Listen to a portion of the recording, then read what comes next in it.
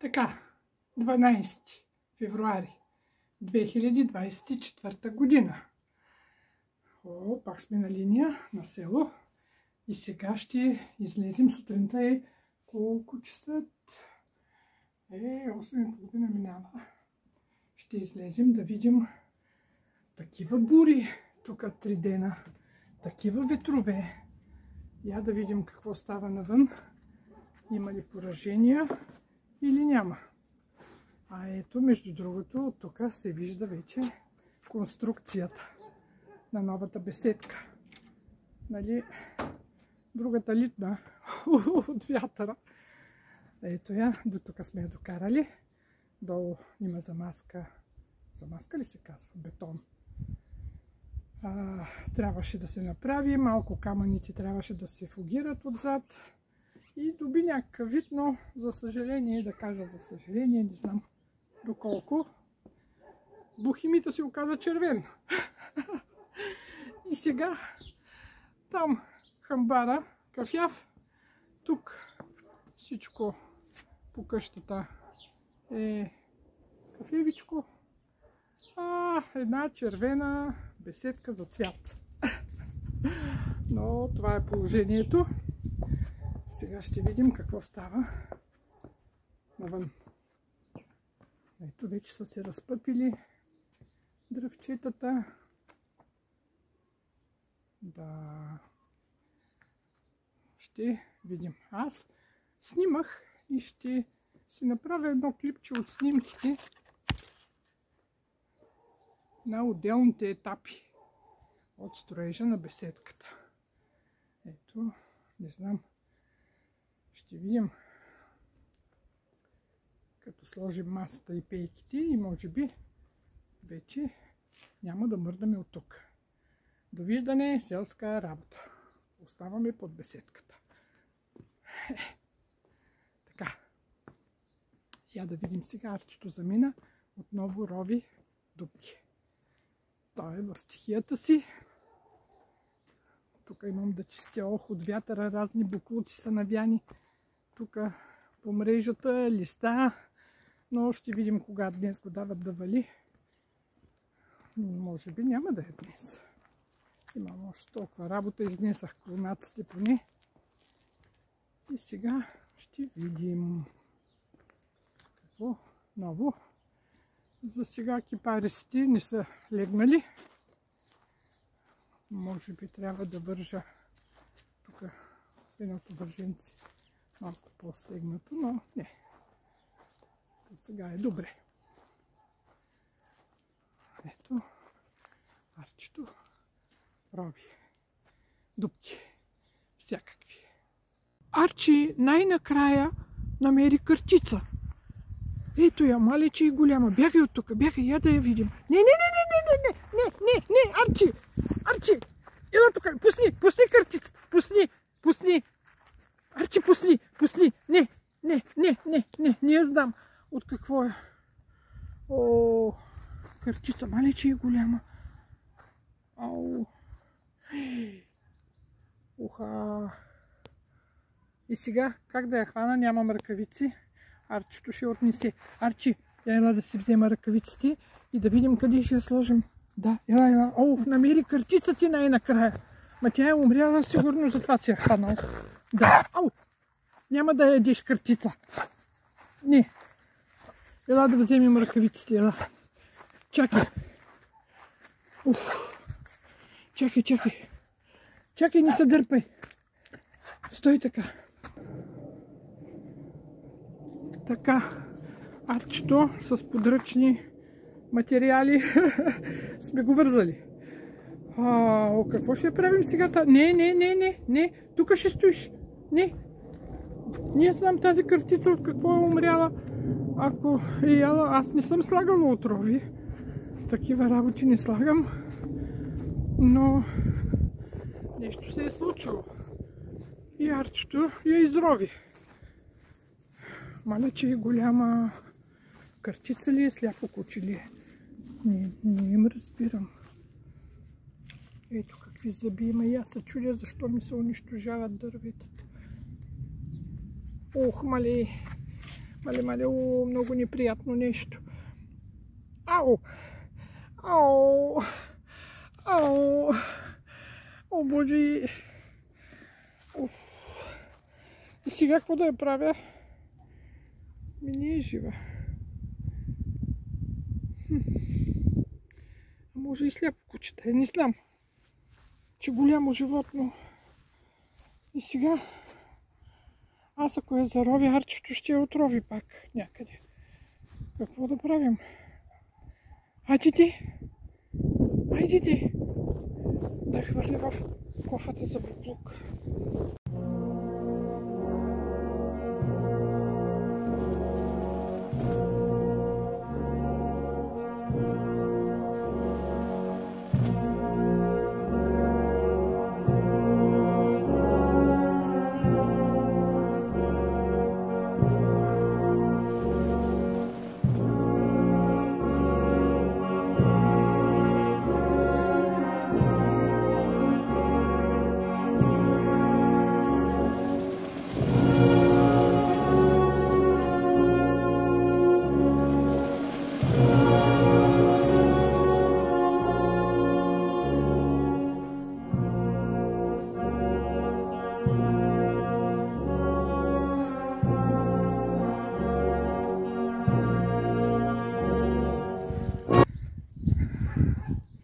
Ами хвърлих я. Много неприятно преживяване. Да отида да видя от коя дупка изрови той. И то са Арчо, да му се не надяваш. Но ето дупки. Ето рови. Има картичина и до нея дупки. Обаче горката картица. Абе животинки и те. Така като видя и ми става много жал. Иначе ми е яд на тях. Ама те са си вкъщи. Аз съм дошла тук на трапника. Колонизатор. Да. Ето го Арчето, вързан. Чака. Арчо, няма я вече картицата. Сега ще отида да видя. Няма я. Чакай, че съм те вързала с нещо много неприятно. Ама това беше под ръка. Чакай! Ще ме удариш с този синджер. Чакай! Ох! Ай, ти бягай! Ето го! Отиди да я търси. Там беше последно. Да, проверява маймуната. Там я изрови. Я да видя тая дупка. Мале, напъха си главата пак. Бая дупка е била. Голямо ровене е паднало.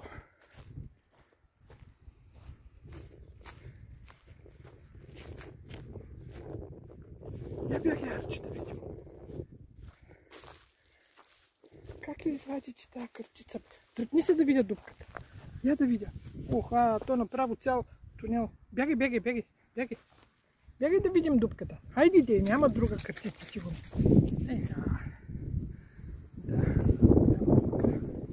Да, си изровил Арчибалд. Какво нещо. Но, така е. Природа. А иначе, вчера пръсках, но не всичко. Не можах да напръскам всичко. Ето тук пръсках младите дръвчета, защото имат пъпчици и казват, че късното зимно пръскане, не знам си какво там. И аз успях само младите дръвчета, овошки и тук там някоя роза, защото те имат вече пъпчици. Ето.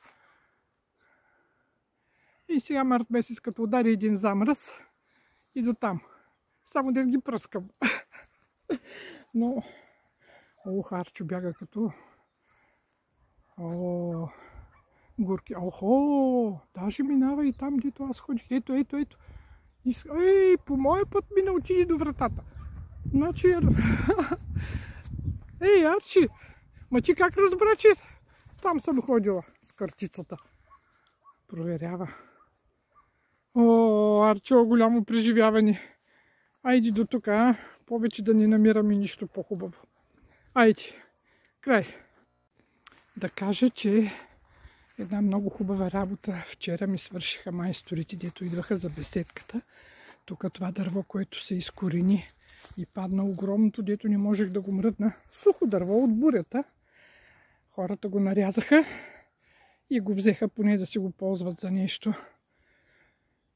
Да се отопляват или там каквото решат. То може би трябваше и тези пънчета да им кажа да вземат, защото и те са съвсем изядени, ама друг път. И тук вече ми се освободи мястото. Че иначе чак до тук беше паднало дървото и ми остава малко място, ако трябва нещо с камионче, с кола да се влиза по-навътре, нямаше да стане.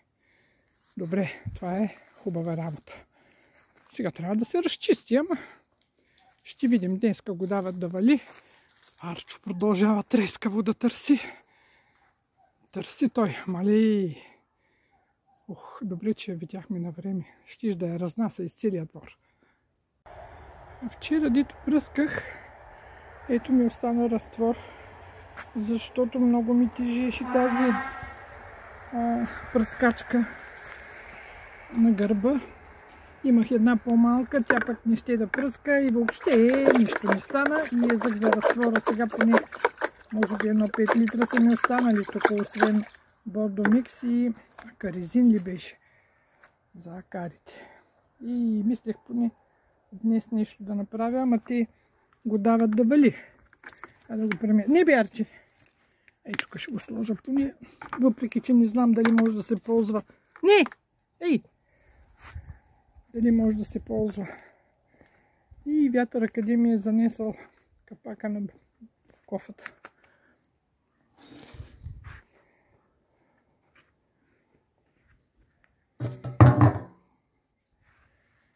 Така. Много емоции тази сутрин. Май ще се прибирам. Да ги осмисля.